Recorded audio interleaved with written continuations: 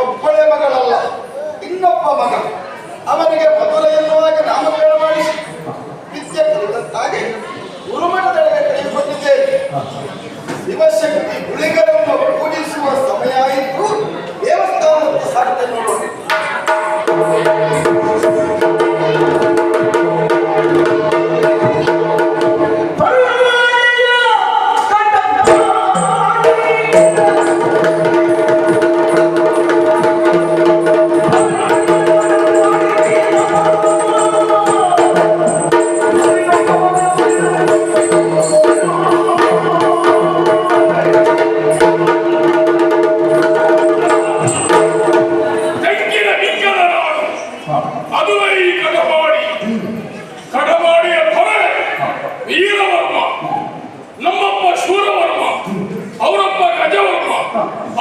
ಸಿಂಹವರ್ಮ.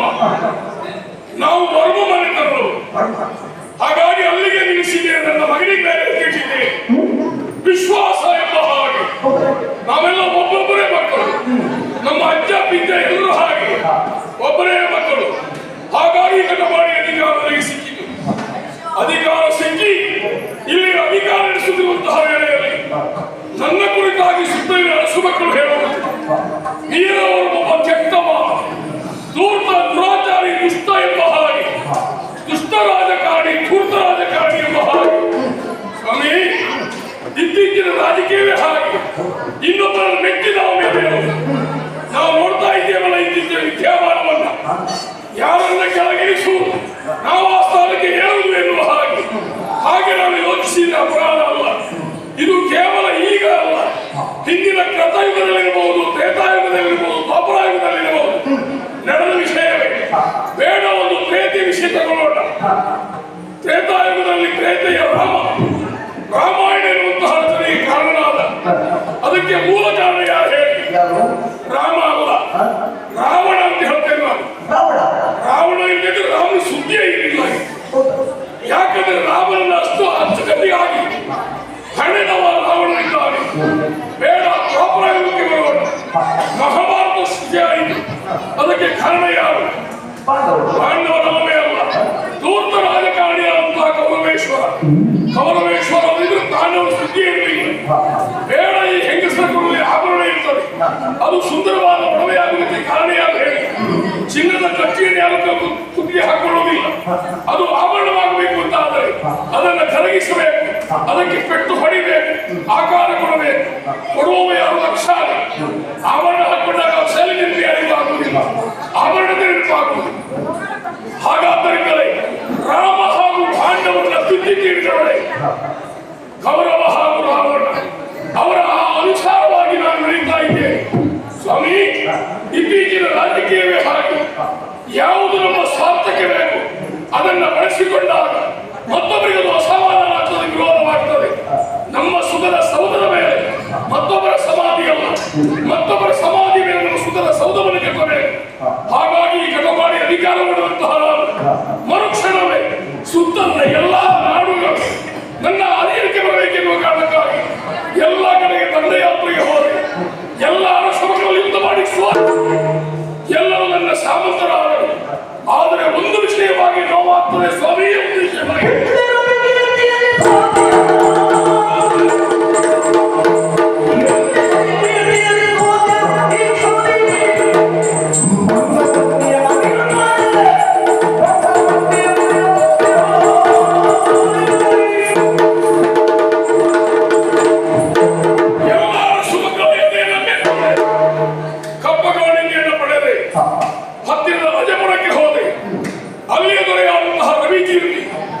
ಅವನಿಗೂ ನನಗೆ ಯುದ್ಧ ಆಯಿತು. ಎಲ್ಲರನ್ನ ಗೆದ್ದಂತಹ ನನಗೆ ರವಿಕೀರ್ತಿಯಲ್ಲಿ ಸೋಲಾಯಿತು. ಆ ರವಿಕೀರ್ತಿಯಲ್ಲಿ ಸೋತು ನಾನು ಗೆದ್ದಂತಹ ಕಪ್ಪ ಕಾಣಿಕೆಯನ್ನು ಅವರಿಗೊಪ್ಪಿಸಿ ಬಂದಿದ್ದೆ. ಮನೆಗೆ ಬಂದು ಕೆಲವು ಸಮಯ ಕರೆಯಿತು. ನನ್ನ ಮೈ ಮನಸ್ಸಿನಲ್ಲಿ ಅದೇ ದೃಶ್ಯಾವಳಿಗಳು, ಅದೇ ಸನ್ನಿವೇಶ, ಅದೇ ಸಂದರ್ಭ. ಅವ ನನಗೆ ಹೊಡೆದದ್ದು, ನಾನು ತಿಂದದ್ದು. ನನಗೆ ಮರುಕಳಿಸುತ್ತಾ ಇದೆ, ನೆನಪಾಗ್ತಾ ಇದೆ. ನನ್ನ ಕಣ್ಣು ಕಟ್ತಾ ಇದೆ. ದೃಶ್ಯಾವಳಿಗಳು ಮರೆಯುವುದಕ್ಕೆ ಸಾಧ್ಯವೇ ಇಲ್ಲ. ಎಲ್ಲರನ್ನ ಗೆದ್ದಂತಹ ನನಗೆ ರವಿಕೀರ್ತಿಯನ್ನು ಗೆಲ್ಲಲೇ ಅಂತ ಅಂದು ನನಗೆ ಕಾಲ ಪ್ರತಿಕೂಲ, ಇಂದು ನೋಡುವಾಗ ಅನುಕೂಲ ಎನ್ನುವ ಹಾಗೆ ನಮ್ಮ ಹಿತೈಷಿಗಳು ಹೇಳಿದ್ದಾರೆ. ಹಾಗಾಗಿ ಬೇಕಾದ ಸೈನ್ಯವನ್ನು ಕುಡಿಸಿಕೊಂಡು ನೇರವಾಗಿ ರಾಜಭವನಕ್ಕೆ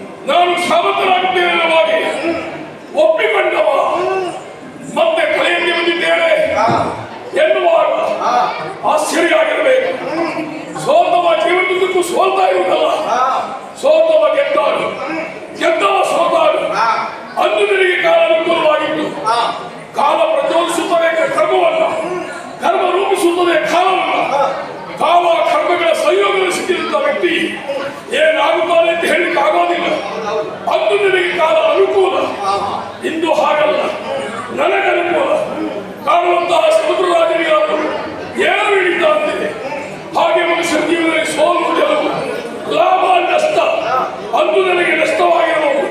ಇಂದು ಲಾಭವಾಗಿಸಿಕೊಳ್ಳಬೇಕಾಗಿ ಬಂದಿದ್ದೇನೆ. ಮರ್ಯಾದೆಯ ಹೆಡ್ಡೆ ನನ್ನಿಂದ ಮಾಡುವಂತಹ ಕಪ್ಪಕಾಣಿಕೆಗೆ ಪಟ್ಟಿ ಸಹಿತವಾಗಿ ಕೊಟ್ಟರೆ ಹಾಗೆ, ಇಲ್ಲ ಅಂದ್ರೆ ನಿನ್ನ ಎದೆ Come on,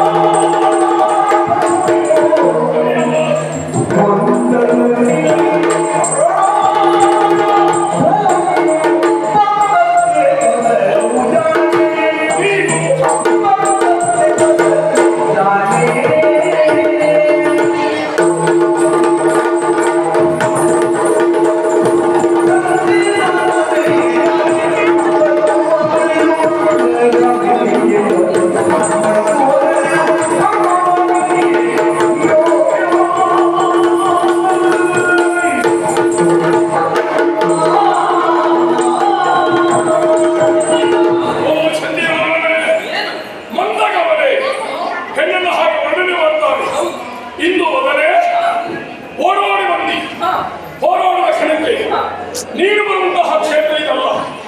ನೀನು ನಿನ್ನಂತವ್ರು ಮಾಡುವಂತಹ ಕೆಲಸ ಇದಲ್ಲ. ನಿಮ್ಮ ಹುಡುಗಿಯು ಹೀಗಿಲ್ಲ. ಹೆಣ್ಣು ಹೇಗಿರಬೇಕು? ಅಲಂಕಾರ ಪ್ರಿಯವು ಹೆಣ್ಣು. ಒಳ್ಳೆಯ ಸೀರೆ ಉಟ್ಕೊಂಡು ಅದೆಲ್ಲ ಈಗಿನ ವಿನ್ಯಾಸದ ಬಟ್ಟೆ ಇದೆಯಲ್ಲ ಅದನ್ನೆಲ್ಲ ಹಾಕೊಂಡು ಮುಖಕ್ಕೆ ಬೇಕಾದೆಲ್ಲ ಹಚ್ಕೊಂಡು ಶೃಂಗಾರ ಮಾಡ್ತಾ ಎರಡು ಕಳುಕುತ್ತಾ ಯಾವಾಗ ಸಮಾರಂಭ ಇದ್ದರೆ ಅಲ್ಲಿಗೆ ಹೋಗಬೇಕಾದ ಮದುವೆ ಹೋರಾಡುವ ಕ್ಷೇತ್ರದಲ್ಲಿ ಏನು ಔಷಧಿ ಬೆಕ್ಕು ಅಂದ್ರೆ ಕೆಳಗೆ ಎಷ್ಟು ಎಂದು ಕೇವಲ ಛಾಯಮಾನ ಬಂತು ಪ್ರವಾರ ಚೌಪಾಟ ಅಲ್ಲ ಅಂತಹ ಖ್ಯಾತನಾದ ನನ್ನ ಎದುರಿಗೆ ಬಂದಿಯಲ್ಲ. ಇಲ್ಲಿಯ ದೊರೆಯ ಸೋಕು ಕಾರುಗೆಟ್ಟಿದ್ದಾನೆ. ಅವನ ಪರವಾಗಿ ಬಂದಿಯಲ್ಲ. ನಿನಗೂ ಅವನಿಗೂ ಸಂಬಂಧವೇ ಯಾರು ಯಾಕೆ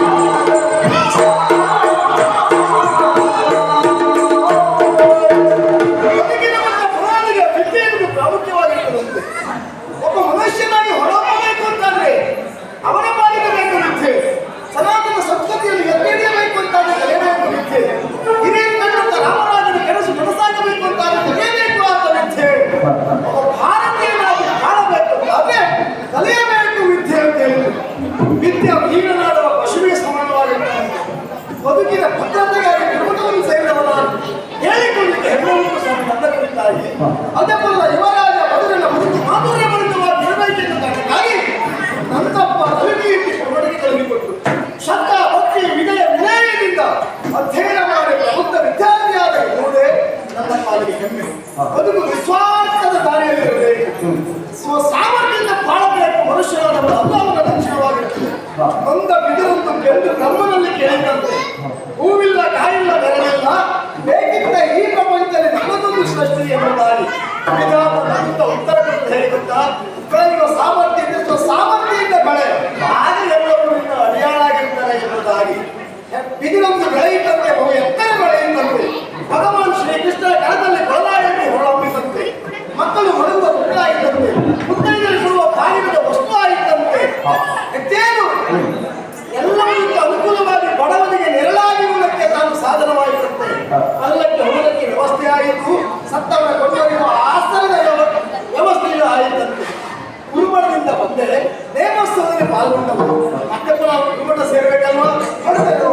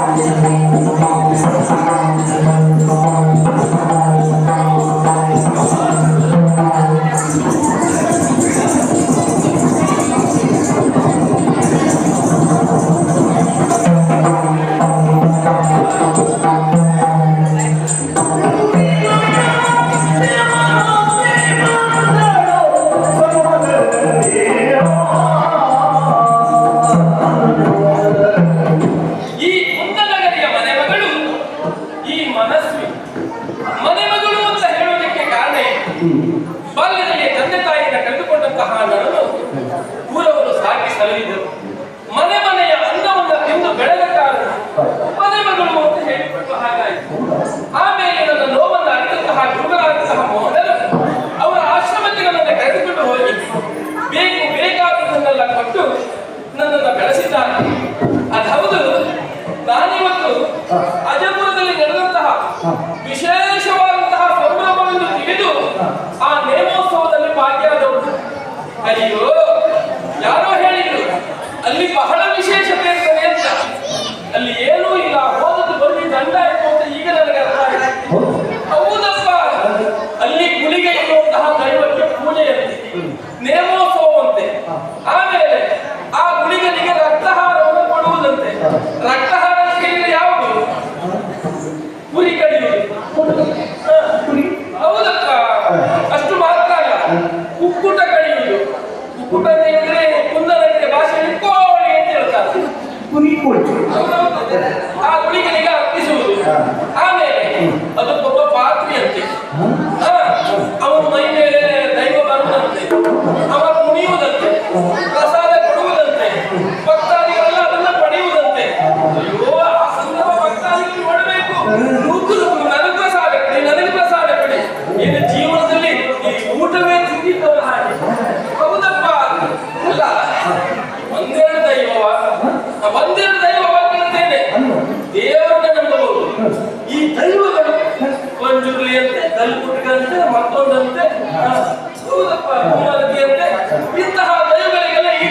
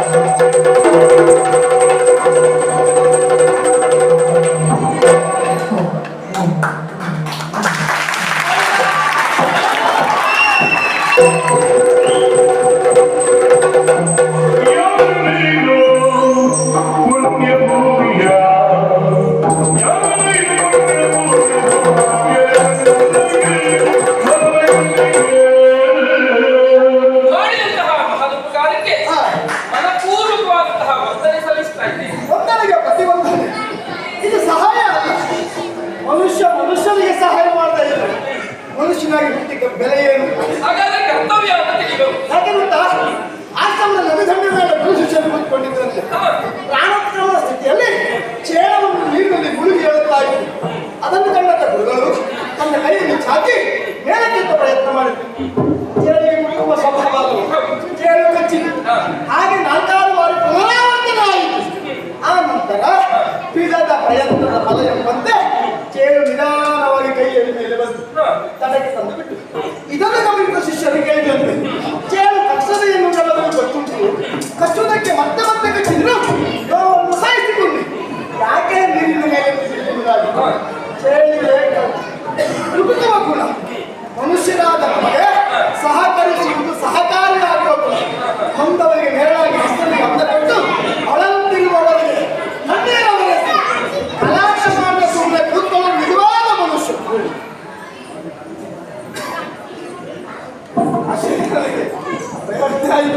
ಆದ್ರೆ ಮಧ್ಯದಲ್ಲಿ ಬಿದ್ದವನು ನೀನು ಆ ಕಡೆ ಈ ಕಡೆ ಬಟ್ಟೆ ಹಾಕಿದೆ ಬರಲಿಲ್ಲ. ನಿನ್ನನ್ನು ಎಬ್ಬಿಸುವ ಪ್ರಯತ್ನ ಮಾಡಿದೆ. ಎಷ್ಟು ಚಂದ ನೀನು ಅನ್ಯತಾ ಭಾವಿಸಿದೆ. ರೂಪ ಸೌಂದರ್ಯ ಬೇರೆ, ಮಾದಕ ಸೌಂದರ್ಯ ಬೇರೆ, ಮೋಹಕ ಸೌಂದರ್ಯ ಬೇರೆ, ಆರಾಧಕ ಸೌಂದರ್ಯ ಬೇರೆ. ನಿನ್ನನ್ನು ಆರಾಧಕ ಸೌಂದರ್ಯದ ನೆಲೆಯಲ್ಲಿ ಕಂಡವನಾಗಿದ್ದೇನೆ. ಹುಣ್ಣಿಮೆಯ ಚಂದ್ರದ ಹೆಣ್ಣಾಗಿ ಬಂದ ರೀತಿಯಲ್ಲಿ ಇದ್ದೀಯಲ್ಲ. ಹೇಳು, ನಾನು ನೀನು ಯಾಕೆ ಬಂದೆ? ನಿನ್ನ ಪಿತಾಮಹ ಯಾರು? ಇಲ್ಲಿ ಈಗ ಬೀಳಕ್ಕೆ ಕಾರಣ ಏನು ಬಂದಿಯ? ಹೇಳುವ ಕಾಕುರತೆ ನನಗೂ ಇದೆ.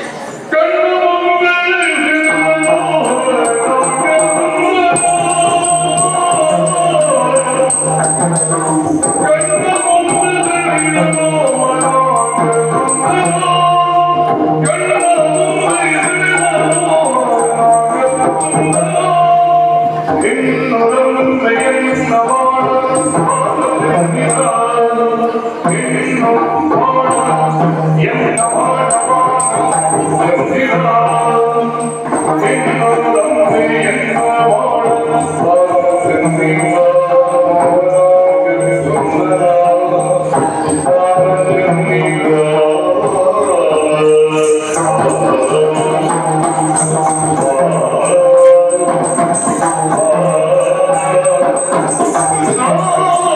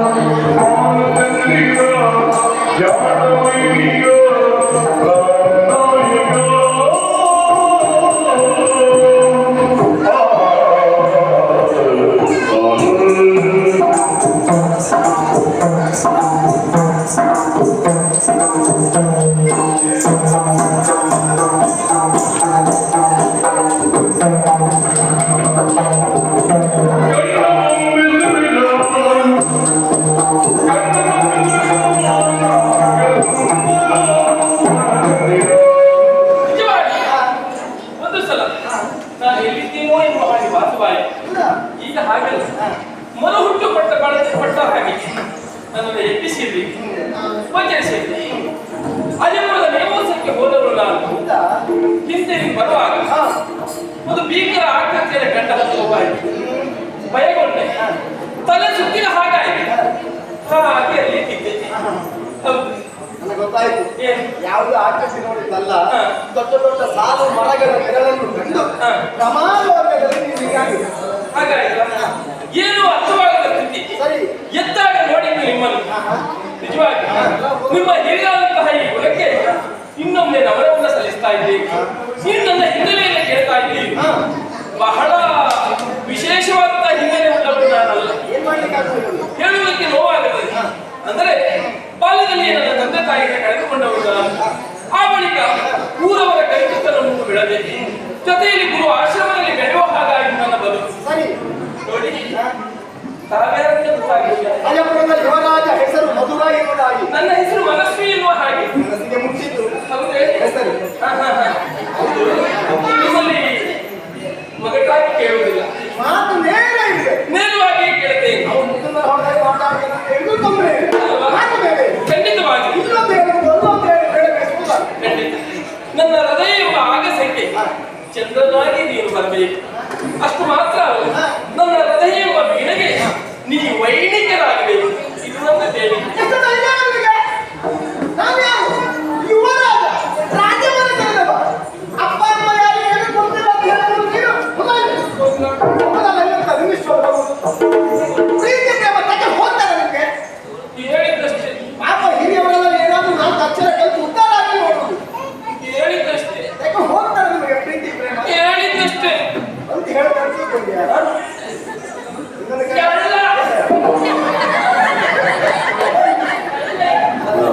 ಈ ಸಲಿಗೆ ಬೇಡ.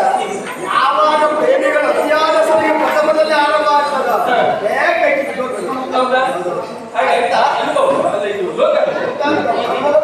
ಹೀಗೆ ಮಾತಾಡುವ ರೀತಿಯ ಖಂಡಿತ ಹೌದು. ನೀನು ಹೇಗೆ ಇಷ್ಟಪಡ್ತೀನಿ, ನಾನು ಹಾಗೆ ಇಷ್ಟಪಡ್ತೀನಿ. ಒಂದು ಸಾವಿರ ಹೃದಯವನ್ನು ಕುಟುಂಬವನ್ನು ಇಷ್ಟಪಡಬಹುದು, ಹೃದಯ ಒಂದೇ ಮನಸ್ಸನ್ನು ಇಷ್ಟಪಡ್ತೇನೆ. ಹೌದೇ? ಅದು ನೀನು ನಿನ್ನಲ್ಲಿ ಬೇಡಿಕೊಡ್ತೇನೆ. ಹಾಗೆಲ್ಲ ನನಗೆ ಅಮ್ಮ ಇದೆ, ಅಮ್ಮಯನ್ನು ಕಳೆದುಕೊಂಡವ ಅಪ್ಪ ಇದ್ದಾನೆ. ನನ್ನ ಪಾಲಿಗೆ ಸರ್ವಸ್ವ ಯಾರಿಗೆ ನನ್ನ ಅಪ್ಪ. ವಿನೋದಕ್ಕೂ ನನ್ನ ಅಪ್ಪನ ಮನಸ್ಸಿಗೆ ನೋವು ಮಾಡಬೇಕು. ಇಲ್ಲಪ್ಪ, ನಿನ್ನನ್ನು ರಾಣಿಯಾಗಿ ನಾನು ನೋಡ್ಕೊಳ್ತೇನೆ. ನನ್ನ ಅಪ್ಪನನ್ನು ತಂದೆಯ ಸ್ಥಾನದಲ್ಲಿ ನೋಡ್ತೀಯಲ್ವಾ? ನೀವು ದೇವರೇ ನನ್ನ ಬಾಧ್ಯರು. ಹಾಗಂತ ಮದುವೆ ಈಗಿಲ್ಲ, ಹೀಗಿಲ್ಲ ಈಗಾಗಲಿಲ್ಲ. ಮತ್ತೆ ಹಾಡ್ತಲ್ಲ. 60 ವರ್ಷ ಹೋದ್ಮೇಲೆ ಹೊಲ್ಲೆಲ್ಲ ಬಿಲ್ಬಲ್ವ, 4 ಯಜಮಾನ್ರೇ ಅಂತ ಹೇಳುದು. ಅವಾಗಲೂ ಹೊಲ್ದಿರು ಮಾಡ್ಬೇಕು. ನೀವು ಯಜಮಾನ್ರಿ ಅದೆಲ್ಲ ಬೇಡ ಬಿಡು. ಮತ್ತೆ ನೋಡ್ಕೊಳ್ಳುವ. ವಿಚಾರಣೆ ಪೂರ್ಣ ಮುಗಿದ ಬಳಿಕ ಅಪ್ಪನಲ್ಲಿ ಒಪ್ಪಿಸಿ ಮದುವೆ ಆಗ್ತದೆ. ಹೌದಾ? ನಿಮಗಾಗಿ ನಾನು ಆಶ್ರಮದಲ್ಲಿ ಕಾಯುತ್ತಾ ಇರ್ತೇನೆ. ಆಗ್ಲಿ. ಬಂದಲೇ ಇಷ್ಟು ಬೇಗ ಹೋಗುವುದಕ್ಕೆ ಕಷ್ಟ ಆಗ್ತದೆ. ನನಗೆ ಹೋಗಿ ನಾನು ಹೋಗಿ ನೀನೆಯಿಂದ ಬಾಳು ನಿನ್ನ ಧ್ಯಾನವು, ನೀನೆಯಿಂದ ಬಾಳು ನಿನ್ನ ಧ್ಯಾನವು, ನೀನೆಯಿಂದ ಬಾಳು ನಿನ್ನ ಧ್ಯಾನವು, ನೀನೇ ಆಗದೆ ನೀನೇ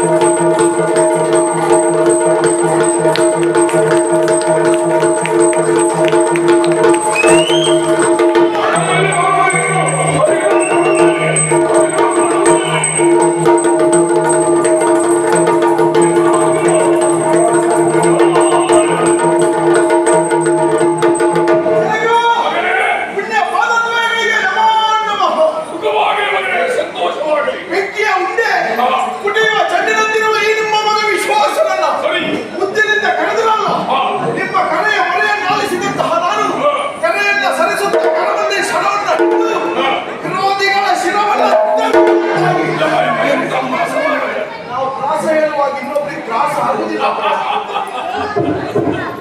ಏನಪ್ಪ ಇದು? ಮಗನೇ ಐಕ್ಯತೆ ಪ್ರಜ್ವಲಿಸಬೇಕಾದಂತಹ ನಿಮ್ಮ ಮುಖ ಇವತ್ತು ಅದೇ ವ್ಯಕ್ತಿಗೆ ಹಾಕಿದ ಅದೇ ಹಾಗೆ ಕರಾಟಿ ಕಮರಿ ಹೋಗಿದೆ.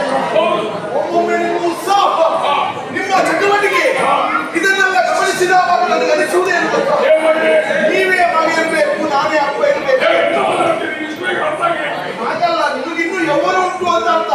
ಯಾರೇ ಆಗಲಿ ನಾನು ಸಹ ಯಾರೇ ಆಗಲಿ ವರ್ಷ ಇದ್ದರೆ ಯಾವನಿಗೆ ಮನಸ್ಸಿನಲ್ಲಿ ಬಂದೋ ಅವ ಹೊರತಾದಂತೆ ಹೊರತಾದಿಯೋ ಹಾಳಾದಿಯೋ ಹೊರತಾದ್ರು ಹೊರತಾಗಿದೆ ಅಂತ ಕೇಳಿಸ್ಕೊಳ್ಳೋದು.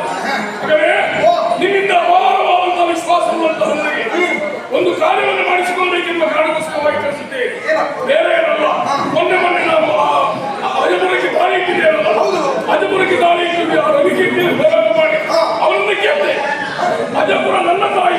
ಬಹಳ ವರ್ಷದ ಮೇಲೆ ಒಂದು ಒಳ್ಳೆ ಸಾಧನೆ ಮಾಡಿದ ಮುಂದೆ ಆಗಲಿಲ್ಲ ಮಗನೇ, ಯಾಕಾಗಲಿಲ್ಲ? ಅಜಪುರ ನನ್ನ ತಾಯಿ ಎನ್ನುವಂತಹ ಸಂತೋಷದಲ್ಲಿ ಬೀಗುವಾಗ ಅವನ ಮಗಳಾದಂತಹ ಪೂರ್ಣಿಮೆ ಮಿಂಚಿನ ಪಾದೆಯಲ್ಲಿ ಆಗಮಿಸಿ.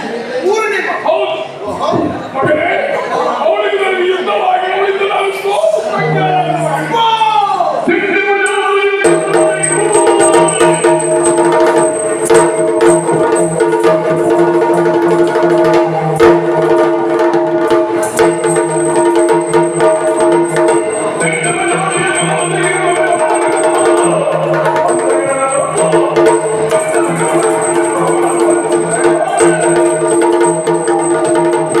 ಸೀರೆಯನ್ನು ಉಡುವ, ಕೈಗೆ ಬಳೆಯನ್ನು ತೊಡುವ, ಅಡುಗೆ ಮನೆಗೆ ಸೀಮಿತವಾದಂತಹ ಹೆಣ್ಣೊಬ್ಬಳಿಂದ ನಿಮ್ಮ ಪಾಲಿಗೆ ಸೋಲಾಯ್ತೇನಪ್ಪ.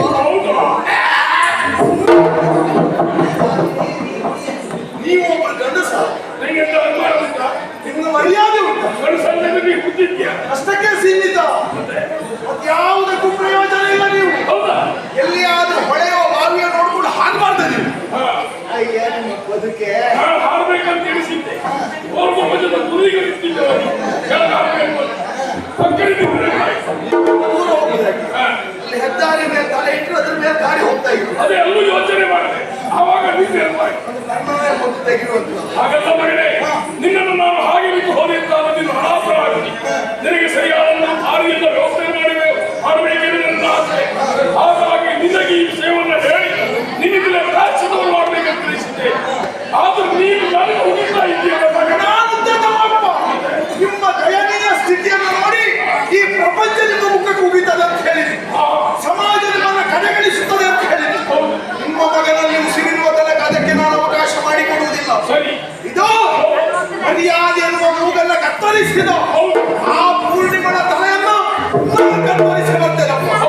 ನನಗಪ್ಪಣೆ ಕೊಡು. ಶಹವಾಸ್ ಮಗನೇ ಶಹವಾಸ್, ನಿನ್ನನ್ನು ಕಂಡಾಗ ಬಹಳ ಸಂತೋಷವಾಗಿ ನಿನ್ನ ಉತ್ಸವವನ್ನು ಕೇಳಿದಾಗ ನಿಜವಾಗಿಯೂ ಹೇಳುವ ಮಾತು ಸತ್ಯವಾಯಿತು. ತಾಯಿಯಂತೆ ಮಗನು, ತಂದೆಯಂತೆ ಮಗ, ನೂಲಿನಂತೆ ಸೀರೆ, ನಾಯಿಯಂತೆ ಬಾಲ. ಓ ನಿನಗೆ ಬೇರೆ ಯಾವ ಕಾರಣ ಸಿಕ್ಕಿಲ್ಲ. ಒಳ್ಳೆಯದಕ್ಕೆಲ್ಲ ನೀವು ಬಾಯಿ ಹಾಕಿದ್ದೆ, ಕೊನೆಗೆ ನಾಯಿ ಮಾಲ ಮಾತ್ರ ಸಿಕ್ಕಿದ್ದು ನನಗೆ. ಹೌದು, ನಾಯಿಯಂತೆ ಬಾಲದ ನಾನು ನಾಯಿ ಅದು ನೀನು ಬಾಲ. ನಾನೆಂತ ದೊಡ್ಡ ನಾಯಿ, ನೀನು ಸಣ್ಣ ನಾಯಿ. ಆಗಲ್ಲ.